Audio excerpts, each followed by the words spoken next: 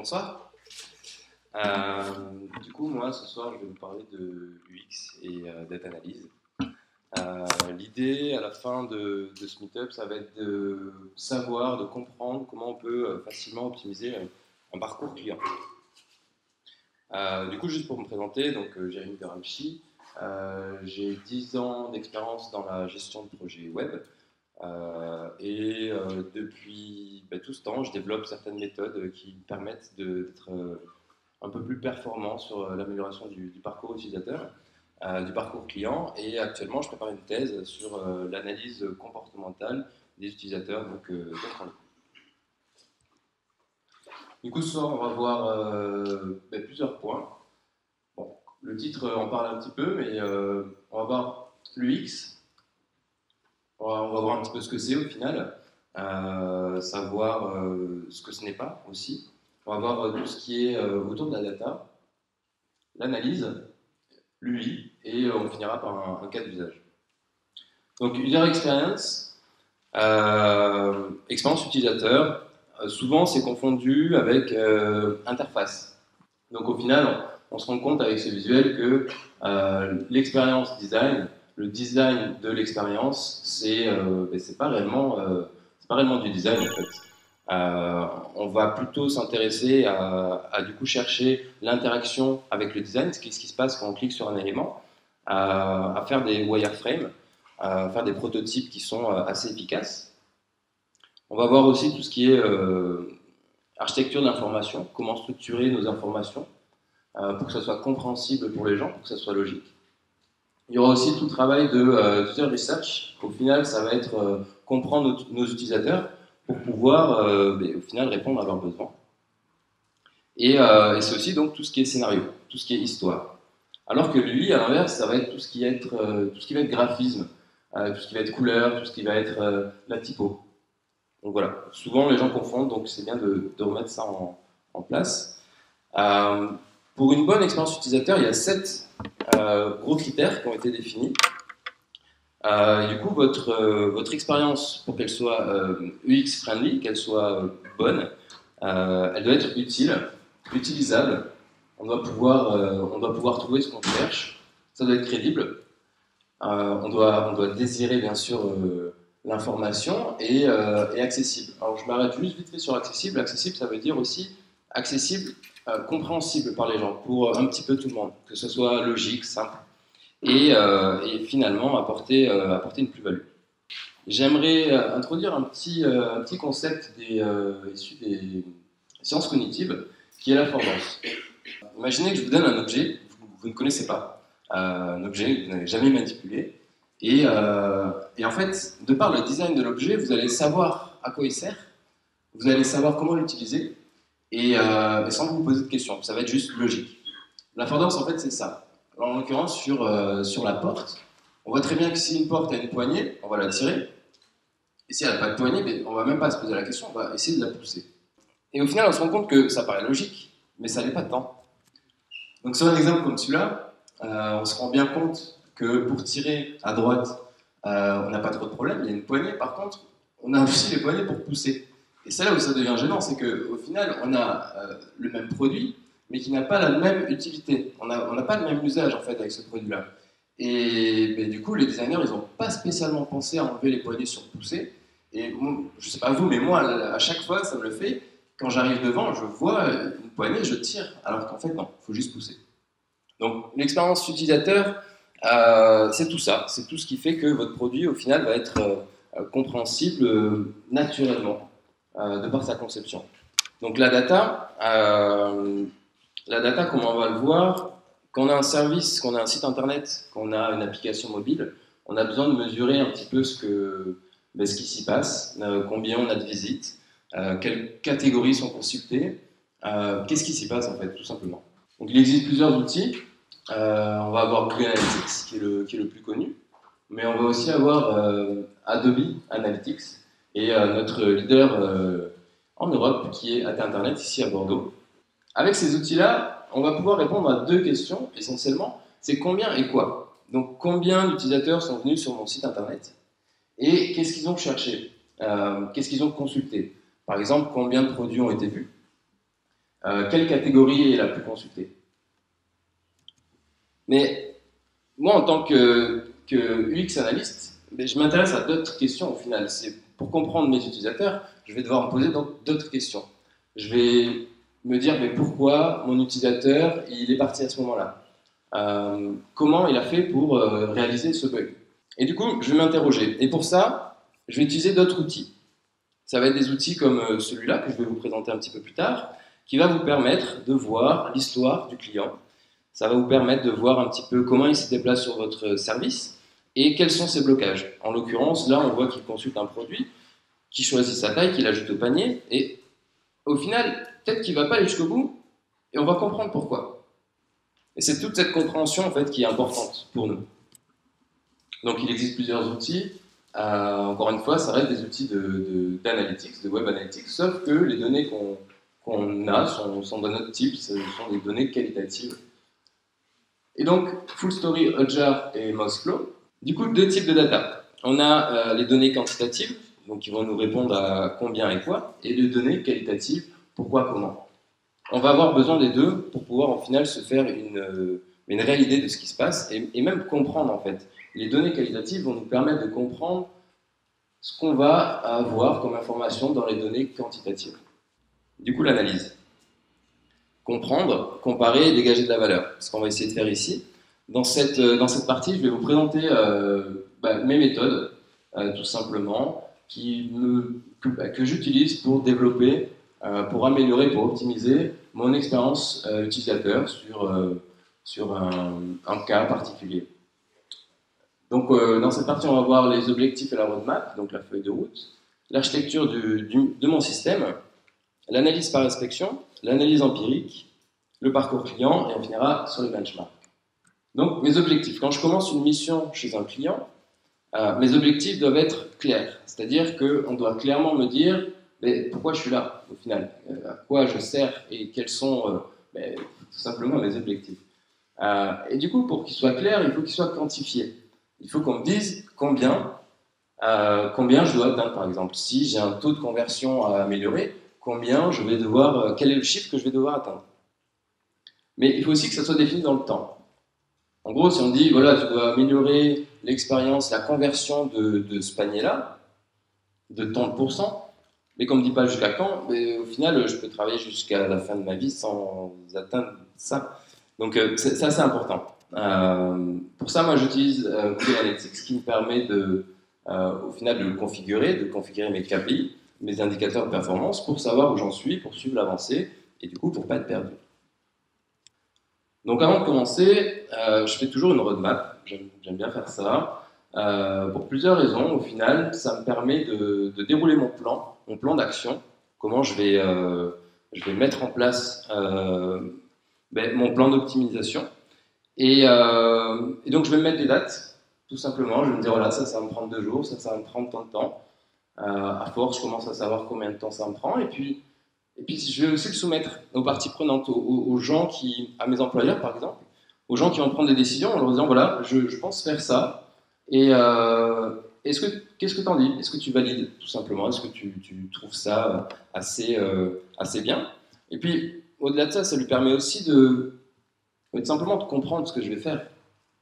C'est important. C'est-à-dire que c'est pas parce que je vais dire à quelqu'un je vais améliorer ton UX qui va comprendre comment. Je vais être obligé de lui expliquer tous les détails. Et puis je commence. Je fais mon architecture système. Donc là, en gros, c'est un travail qui est un peu long, mais je pose toutes les pages que je souhaite analyser. Je fais souvent sur l'intégralité du site, et puis je décompose les éléments. Et je les recompose sous forme de maquette, en mettant, comme vous voyez sur le côté, chaque partie au final de ma page, donc je la découpe, et puis à l'intérieur je mets tous mes éléments et je leur donne une codification, je leur donne un nom. Ça me permet plus tard de pouvoir m'y retrouver et de pouvoir y refaire référence assez rapidement. Et puis après, une fois que j'ai fait ça sur toutes mes pages, j'essaie de lier l'ensemble, juste pour avoir une petite logique du fonctionnement global. Et c'est vrai que quand vous faites ça sur un produit, sur un service, un site internet en entier, vous vous rendez compte que au final, peut-être que vous avez déjà utilisé le site web, mais vous n'étiez pas aussi performant sur la compréhension du système global. Avec ça, vous avez une référence. Dès que vous vous posez une question, vous pouvez retourner quelque part sans avoir à refaire tout le cheminement du site internet. Ensuite, je fais une analyse par inspection. Donc là, j'ouvre un Excel et ligne par ligne, je reprends chaque élément de chaque partie de chaque page. Et là, comme on l'a vu tout à l'heure, pour les critères d'expérience utilisateur qui vont dire que mon expérience est bonne ou pas, j'utilise un système de notation où par élément, je vais dire, voilà, est-ce que je juge qu'il est utile, utilisable, est-ce qu'il y a une continuité, est-ce que je juge que l'acceptabilité est bonne, et je me mets des notes. Si je me mets 5 étoiles, ça veut simplement dire que je ne vois pas quoi rajouter, ça me semble très bon. Si c'est entre 2 et 4 étoiles, c'est que ça a amélioré, et si c'est 1 étoile, c'est qu'il y a un problème. Je penserai toujours à mettre une petite description courte, parce que ces fichiers, du coup, sont souvent longs. On atteint rapidement 600 litres si on fait une analyse d'un site en entier. Et du coup, ça va être important de pouvoir revenir dessus pour savoir ce qui s'est passé. Pourquoi on a donné ces notes-là. Du coup, là, je vais vous montrer une petite vidéo d'un outil que j'utilise pour améliorer un petit peu mon expertise sur ça, parce qu'au final, c'est vrai que je me balade sur le site internet, je mets des notes à mes critères, mais c'est des notes personnelles, c'est-à-dire que j'ai mon expertise personnelle, mais au final, il va me manquer des choses, il va me manquer des critères, il va me manquer des valeurs. Et pour ça, je vais faire référence à un outil qui est gratuit, qui est accessible à tout le monde, et qui s'appelle Google Material. Material design is alive. And it lives in a world a lot like ours. A world that's responsive, natural, aware, and intentional. Material design uses responsive animation to create energy. When you take an action, feedback is immediate, and it never keeps you waiting. Motion adapts to the distance an element needs to travel, focusing on how fast something needs to move rather than how long it should take to get there. Motion should feel natural, moving the way things do in the real world. Nothing should instantly start or stop. Elements in motion have momentum and take time to speed up and slow down. They respond to forces like gravity, moving in curved paths instead of in straight lines. Material is also aware of the world around it. The way something enters the screen can affect the movement of everything else. Elements can push other elements out of the way or attract them. Above all, material isn't random. There's a purpose behind every animation. Motion guides you. It keeps you focused on what's important and makes sure you don't get lost. It also hints at how something might react, even before it's triggered. Whether your brand is fun and playful, or serious and straightforward, using the motion principles for material design can help you produce a quick, clear, and cohesive experience. Get to know how things move at design.google.com. Du coup, Google Material Design a été développé donc, par Google. C'est un projet qui a coûté un peu plus de 2 milliards d'euros. Et c'est un guide. Donc c'est un site internet, vous allez pouvoir le consulter. Et tout simplement, vu que vous avez fait toute votre architecture de votre produit avant, vous avez décomposé tous vos éléments, vos titres, etc. Vous allez pouvoir vous dire, ok, j'ai tel champ dans mon fichier Excel à analyser, je vais me référer à Google Material et je vais voir ce qu'il me dit sur tel usage. Là, par exemple, je vous ai mis la toolbar. Et au final, Google Material va vous dire, voilà, quand tu veux utiliser cet élément, tu dois l'utiliser de telle manière. Et par contre, il va aussi vous dire, quand tu veux utiliser cet élément, tu ne dois pas l'utiliser de telle manière. Et au final, ça va vous permettre de comprendre pourquoi il faut utiliser l'élément comme ça. C'est un guide à suivre, adapté, etc. Mais c'est surtout des valeurs qui sont essentielles pour la compréhension de vos utilisateurs. C'est-à-dire que si vous ne respectez pas ça, du coup, vous avez moins de chances d'être user-friendly.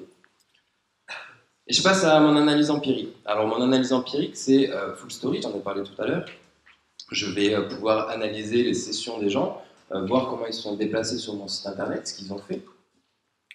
Mais je vais pouvoir faire un petit peu plus. Je vais pouvoir faire des segments. Je vais pouvoir savoir qui a cliqué sur tel texte, qui a visité telle URL.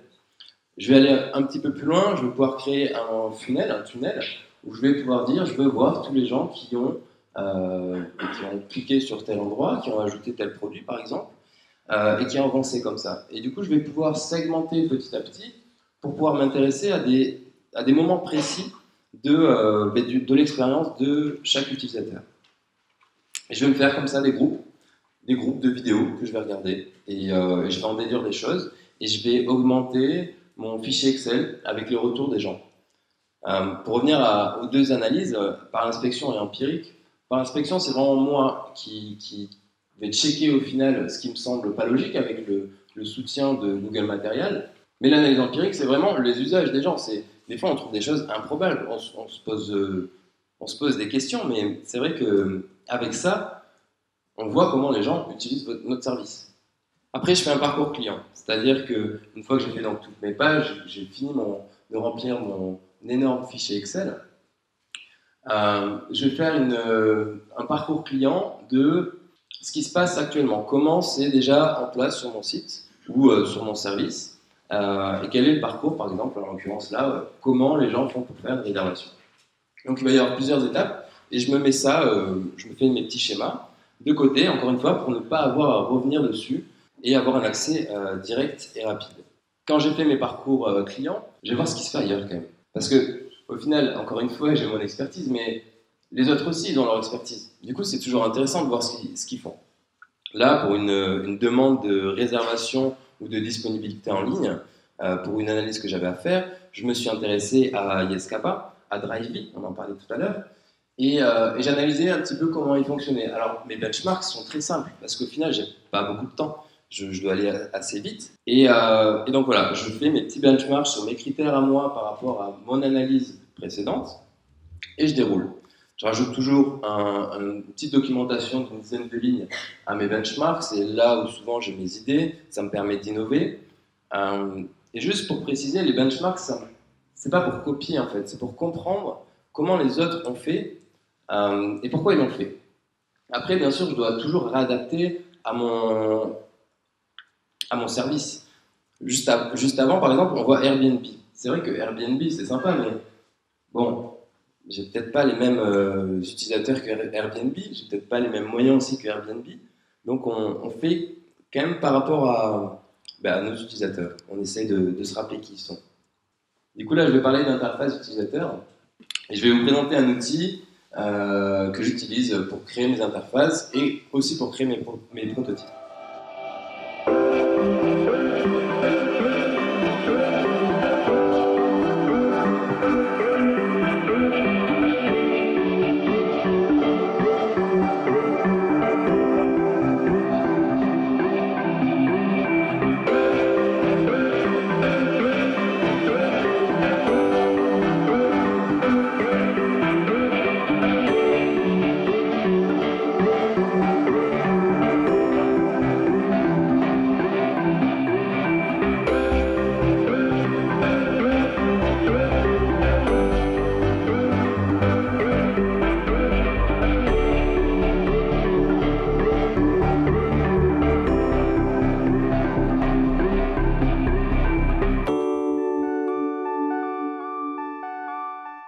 Adobe XD, c'est donc un logiciel pour designer mes expériences, pour prototyper, mais aussi pour partager ce que j'ai fait. C'est assez important pour avoir le retour de l'équipe, savoir ce qu'ils en pensent. Souvent, le service client est intéressé aussi de savoir quelle va être la future feature, la future expérience. Mais il existe d'autres outils, bien entendu, Sketch par exemple, ou encore même Action. Et du coup, tout à l'heure, je parlais de Google Material Design. Donc pour les outils que j'ai cités avant, il faut savoir que Google Material Design donne des composants que vous allez pouvoir utiliser pour faire vos réalisations, ce qui vous permettra au final de directement partir avec vos critères au final d'utilisabilité, entre guillemets, qui vont être adaptés. Vous pourrez les changer, vous pourrez changer la police, etc. Mais dans tous les cas, pour vos designs de prototypes, vous pouvez partir directement avec ça. Au moins, vous ne cassez pas trop la tête, c'est assez rapide. Et puis, de toute manière, ça sera repris potentiellement derrière par un graphiste. Ça vous permet d'aller vite au final. Donc on va regarder un petit peu comment ça marche. Je vais essayer de vous faire une démonstration assez courte, mais qui devrait vous montrer un petit peu le fonctionnement. Donc ça, c'est mon interface d'Adobe XD. J'ai fait mes plans, donc j'ai plusieurs éléments à l'intérieur, selon les formats que je veux, etc. Et si je prends par exemple cette page, donc la page d'accueil de mon template, voilà, je vois que je peux changer les choses plutôt facilement. Donc à une main un peu moins, mais on va essayer. Voilà. Et au final, on se rend compte que de concevoir des éléments avec Adobe XD, c'est assez simple, assez rapide. C'est vraiment accessible à tout le monde. On peut faire pas mal de choses. Et encore une fois, c'est vraiment la vitesse, moi, qui m'intéresse. Faire vite et bien. Hop, voilà. Donc, j'ai ma page. Elle est jolie. Je vais essayer de la regarder, voir un petit peu ce que ça donne en réalité. Donc, elle est là. Mais je vais aller un petit peu plus loin, parce que moi, ce qui m'intéresse, c'est de créer une expérience. Donc, je ne vais pas m'arrêter à une seule page. Et Adobe XD nous permet de prototyper de manière assez simple. Donc, sur ma page, par exemple, j'ai un produit qui est ici. Et je vais essayer de le lier pour créer une expérience, au moins d'utilisation. Donc, je double-clique et je l'amène jusqu'à la page que je veux. De là, je peux créer quelques petits effets de transition. Là, je vais le laisser en glisser vers la gauche. Donc, on va retester, voir ce que ça donne. Donc, à partir de là, je peux cliquer, je vois un petit peu ce qui se passe. Et comme ça, petit à petit, on va pouvoir se créer une expérience. On va pouvoir voir, simuler ce qui se passe et avoir un rendu, au final, de l'expérience qu'on veut créer. C'était très rapide, mais il faut savoir que Adobe XD fonctionne aussi sur... vous avez une application en fait, mobile qui vous permet de développer des applications, plutôt des expériences sur mobile et de les tester aussi en live. Vous branchez votre câble et vous allez pouvoir dire « Ok, mon expérience, elle est plutôt pas mal » ou « Là, ah non, c'est... » Et tout ça, ça vous permet de prendre conscience un petit peu de l'expérience que vous créez. Donc, un cas d'usage, histoire de mettre la méthode en application, en pratique. Donc là, je vais vous parler de Jostock.com. J'étais UX et Data Analyst chez Jostock cet été. Jostock.com est un site de mise en relation entre particuliers, un peu comme Airbnb au final, ou Blablacar. Mais eux ont la particularité de tout simplement mettre à disposition, enfin mettre en place le service pour que vous puissiez stocker vos meubles chez un autre particulier. Et pour notre cas d'usage, on va s'intéresser à cette page qui est le dépôt d'annonce. Donc, le dépôt d'annonce, c'est pour les propriétaires qui souhaitent ajouter, comme je viens de le dire, leur annonce.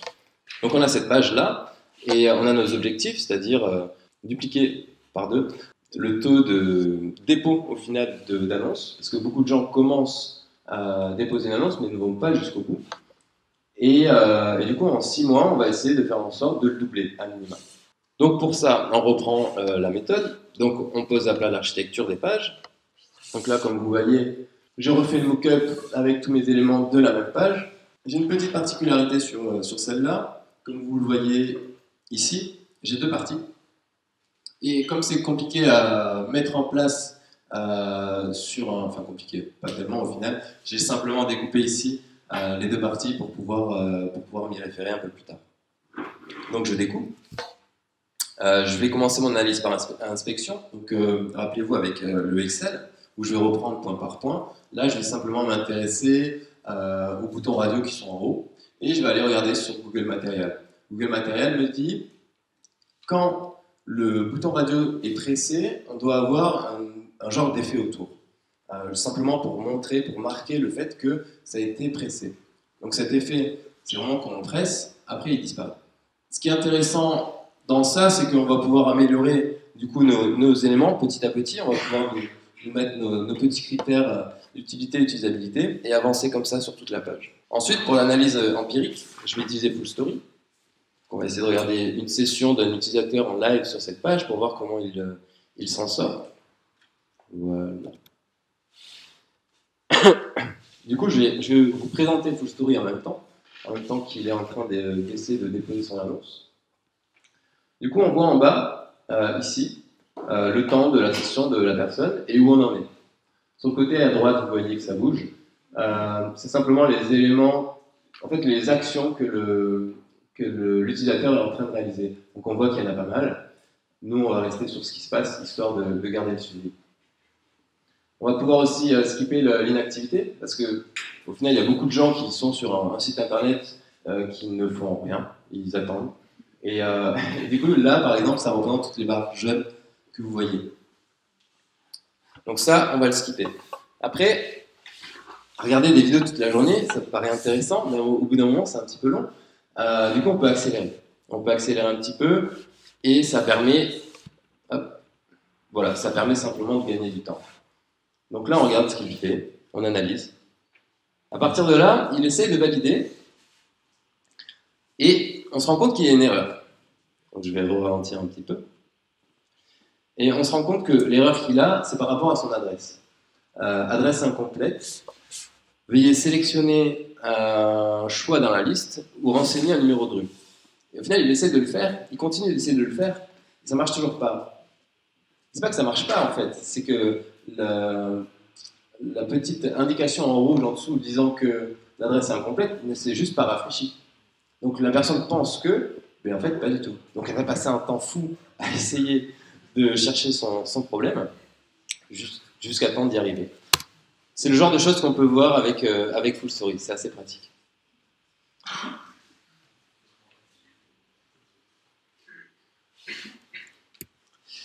Et puis, on va donc mettre à plat le dépôt d'annonce, donc l'étape 1, l'étape qui nous intéresse, qu'on analyse. Il faut savoir juste une chose, quand je fais mes schémas comme ça paraît un peu bizarre, mais quand c'est de l'existant, je pars toujours du haut vers le bas, mais du haut, enfin de la droite vers la gauche. Tout simplement parce qu'au final, quand je refais mon nouveau parcours, ben, je vais vers la droite. Donc ça me permet au final de pouvoir comparer les deux sur une visualisation assez simplifiée. Donc là, j'ai toutes mes informations, je vois un petit peu ce qui se passe. Par rapport à mon analyse d'inspection et mon analyse empirique, je peux déduire ce que je veux changer, ce que je veux améliorer. Et du coup, je commence par le parcours. Avant même de commencer par le design, je me dis, ok, je vais refaire mon parcours. Donc là, on part de la gauche jusqu'à la droite. Je ne sais pas si vous voyez, mais j'ai scindé en fait. J'ai scindé l'étape. C'est-à-dire qu'il n'y avait qu'une étape, j'en ai rajouté une autre. C'est les informations qui sont en bleu. Et j'ai décidé de couper la page, information générale. Je la réduis simplement à 3 demandes, à 3 informations. Et j'avance comme ça petit à petit. J'ai rajouté une étape. Ça peut paraître un peu bizarre, mais on va se rendre compte qu'au final, c'est un peu plus utile, un peu plus pratique. Il y a aussi une autre chose que j'ai faite, c'est que ici, là, on a description. Donc la personne qu'on a vue juste avant, elle n'a pas trop eu de mal à mettre une description. Mais en regardant d'autres utilisateurs, on se rend compte que beaucoup mettent FSD, FSD, FSD, FSD. Ils tapent un peu n'importe quoi juste pour remplir le champ.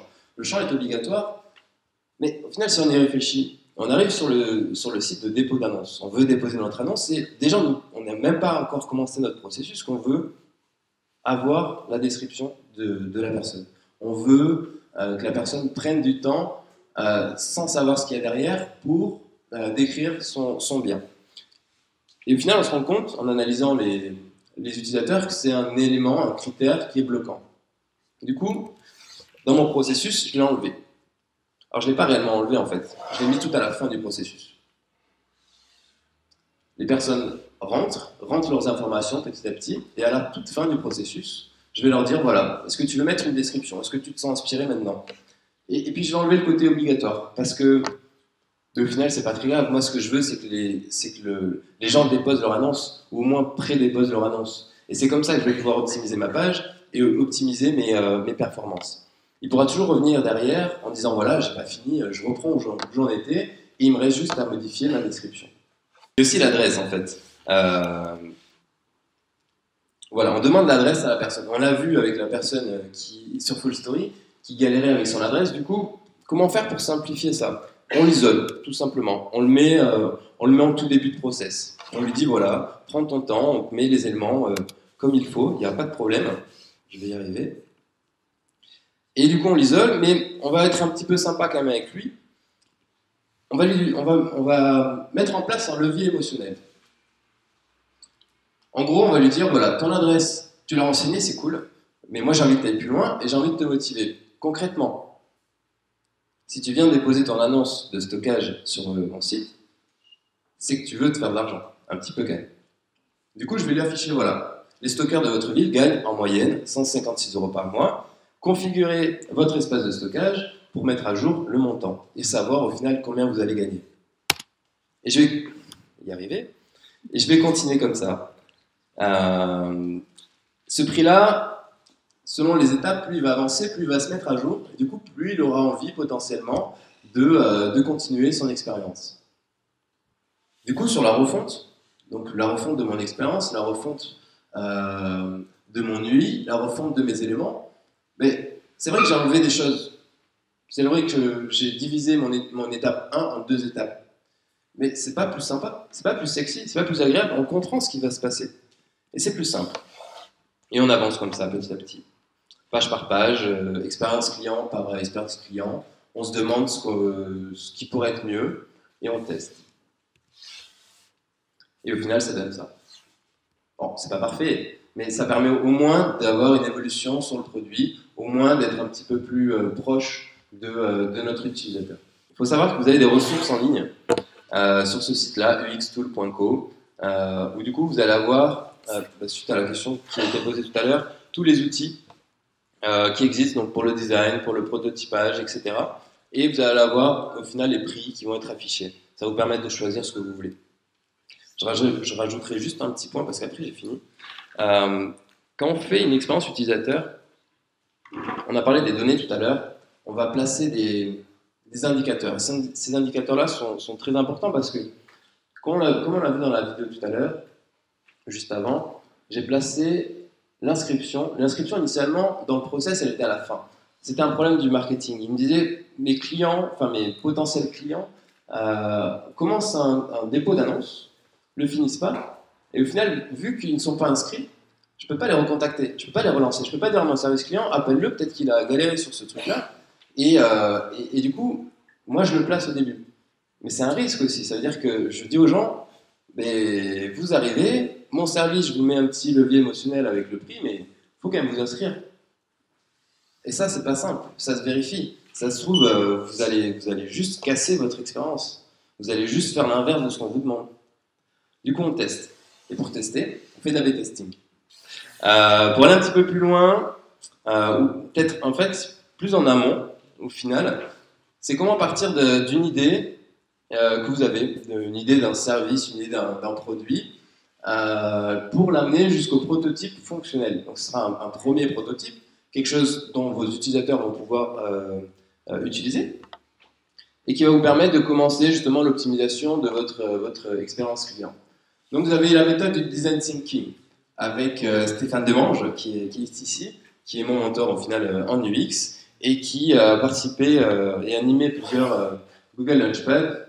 Si vous êtes intéressé par ces méthodes, je vous invite à le rencontrer. C'est quelqu'un de très accessible et très sympa.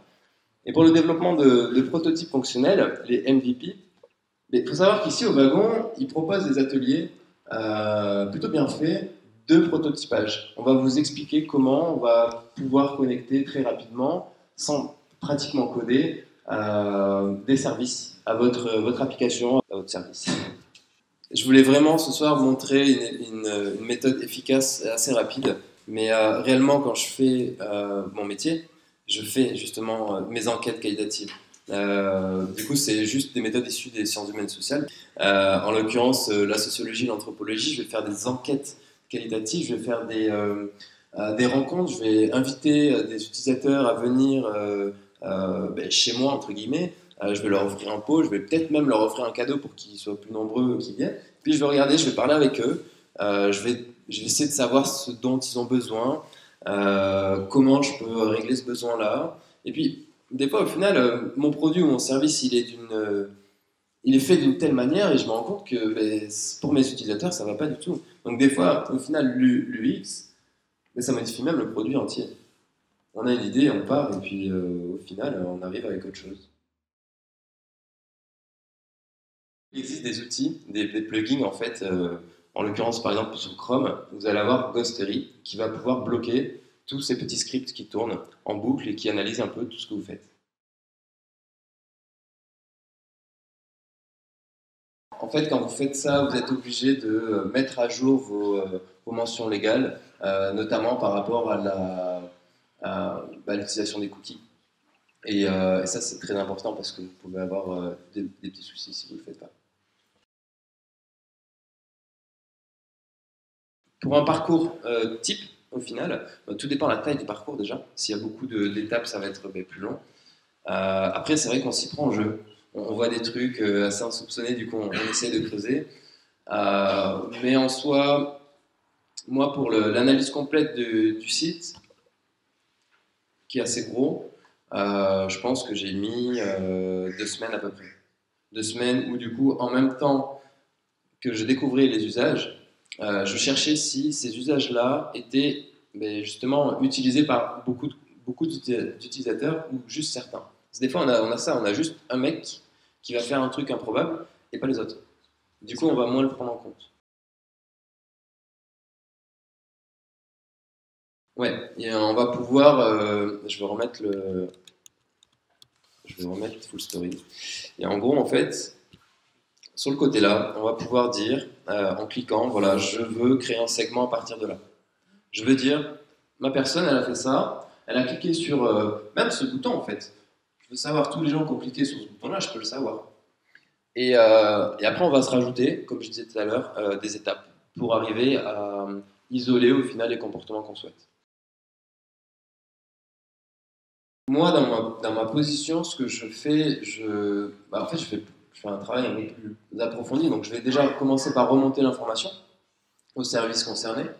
Et après, je vais faire une réunion avec d'autres gens du service pour voir comment on pourrait améliorer ça, pour voir comment on pourrait trouver des parades pour ne plus afficher ça. Des fois, c'est simplement de la sémantique. Au final, on peut dire livraison en décembre, mais on peut aussi dire précommande et puis afficher l'information ailleurs. Enfin, ce que je veux dire, c'est que il n'y a pas de réponse toute faite, il faut la chercher et du coup, pour chercher, il faut tester. C'est beaucoup ça d'ailleurs, hein, Luc, on va tester. Parce qu'on a plein de bonnes idées, on essaye plein de choses, mais on a besoin de savoir si ça marche. Donc c'est pour ça que je reviens au KPI, c'est vraiment important, avec l'A/B testing aussi. C'est que des fois on croit, mais non, on ne sait pas. Alors, j'avoue que ça m'est arrivé de ne pas les suivre, mais plutôt d'en suivre d'autres. C'est-à-dire que Google Material Design va dire plein de choses, et vraiment c'est très très complet. Mais il y a aussi d'autres sites du X, des blogs et autres, qui vont définir après une problématique qu'ils ont eue, après un cas, et après des tests, ils vont dire, voilà, j'ai testé ça, ça, ça et ça, et pour moi, ce qui a marché, c'est ça. Et du coup, ça va m'inspirer, et je vais, en plus de Google Material Design, coupler mon expertise avec ce qu'ont fait les autres. C'est dans un petit peu ça, c'est ma référence, après, je me permets d'un petit peu vaguer pour voir ce qui se fait. Et avoir d'autres idées, tout simplement. Si, mais justement, c'est là où c'est riche, c'est que, encore une fois, moi j'ai mon expertise, mais pas la science infuse, du coup, je propose des choses. Et après, si quelqu'un me dit, peut-être que moi je le vois différemment, on en discute, on argumente, et on décide, on fait des choix. On décide soit de le tester, soit de dire, non. En fait, avec l'A/B testing, on peut se permettre plein de choses. On peut se dire, bon, on a 3 idées, on va tester les 3 idées en même temps, on verra bien. Si on s'intéresse à l'utilisateur, il y a toujours un exemple que j'aime bien, c'est si je te vends une voiture, ta voiture, enfin la voiture que je te vends, elle va fonctionner. Donc c'est pas critique, tout marche, il n'y a pas de problème. Par contre, si je t'enlève les sièges, tu vas me dire, mais non, j'en veux pas de ta voiture sans siège, ça me plaît pas. Et pourtant, c'est pas critique, la voiture elle fonctionne. Ce qui est important à savoir comme concept là, c'est la priorité pour l'utilisateur. Des fois, la priorité pour l'utilisateur est plus importante que le niveau critique de la fonctionnalité. Il faut avoir les deux. Et pour ça, il y a une méthode qui a été développée dans les années 80, ça s'appelle la méthode Kano. Et en gros, c'est un graphe. Et en prenant en compte, en faisant des analyses et des enquêtes avec vos utilisateurs, vous allez pouvoir placer tous les éléments sur le graphe et savoir ce qui est critique et prioritaire à développer. Et avancer comme ça tout doucement. Je vous remercie.